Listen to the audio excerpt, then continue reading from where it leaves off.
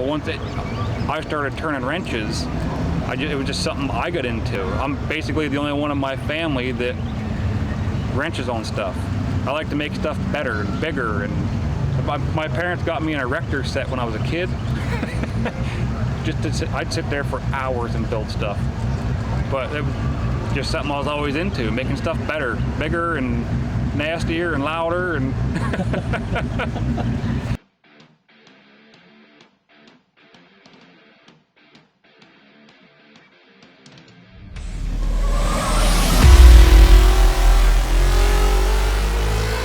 Hey, how's the air up there? Do I look like an ant? You know, Zach's got his head in the clouds, but it's on purpose. All right, all kidding aside, we haven't done a truck like this yet. This is an F100 350 CrewCab, and it's lifted, you know, it's up to here. So the guy's by the name of Lloyd. He's out of Pennsylvania, and he did all the work himself, but I'm not going to hold you in suspense. We're going to let him tell you all about his truck. I started out working on these trucks. My dad had a construction company. He had 11 trucks. I started out 11 years old changing brakes, rotors, oil changes, the simple stuff. And then once they got real bad, we fixed them back up, put them back on the road, started painting them using implement tractor paint, you know. Construction vehicles, we beat the crap out of these things. That's what they were built for. But that's what got me started, and ever since then, I wanted one that was just as shiny, if not shinier than brand new. And I knew how rare the CrewCabs were, and with having kids and needing more room, that's the truck I wanted since I was 11 years old. The hardest part of that whole build was picking the color. It took me 6.5 weeks to build, or 6 months to build the truck, 6.5 weeks to pick the color. So it wasn't until I walked through a Harley-Davidson shop and saw that paint color on a Harley that I knew right away that's what it had to be. So yeah, that was definitely the biggest hurdle.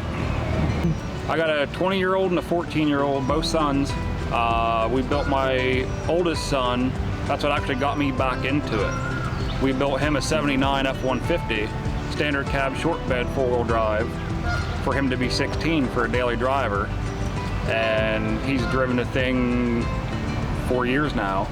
So he's into it hardcore. We just picked up a 68, and he's building that one right now.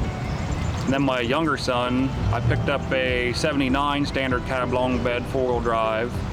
He just started on that one. Being 14, he's got 2 years to go, so he better get wrenching. Dad was never really into the mechanics. I mean, he was just a concrete guy, mason guy, bricklayer, but it just saved him all the money from running it to a shop to have the shop build everything or fix everything, because when you got employees, I was always told nothing hauls more or goes faster than a company truck. And they would get the crap knocked out of them every day. So he never really got into, he'd always take him to a shop. There was a homemade lift put on it.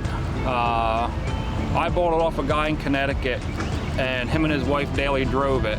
They had it in Connecticut for 11 years, and great people. I mean, when I bought the truck, the wife actually, little Italian lady, she sat on the front porch of her house and bawled.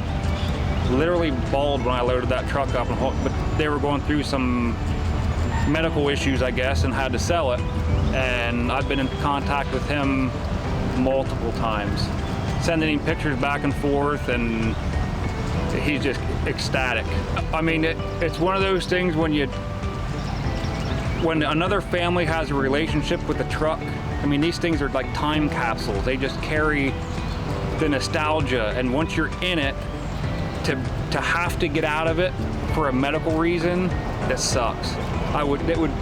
That's about the only reason I'd ever sell that truck, is if I was in a predicament where I needed money fast.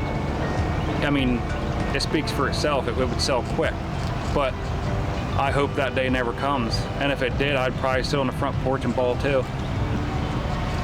honestly, any car show you go to, I don't care where it's at, who it's with, who puts it on, what benefit it is, who it benefits, everybody at a car show is like a big family.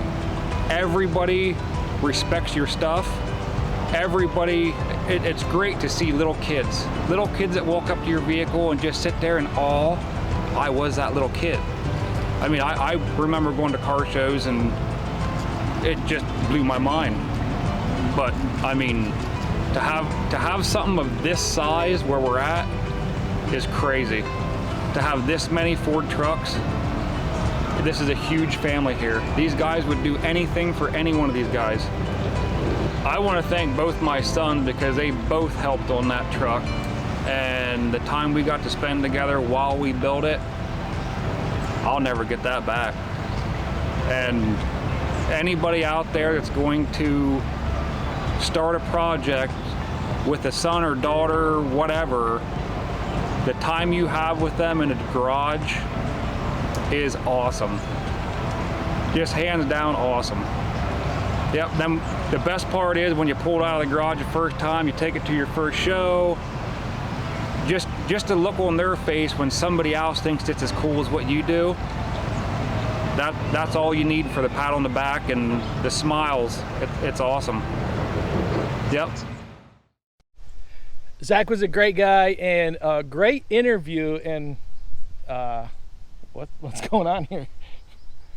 I was up in the truck. I got a nosebleed. I tell you what, that truck was. I'm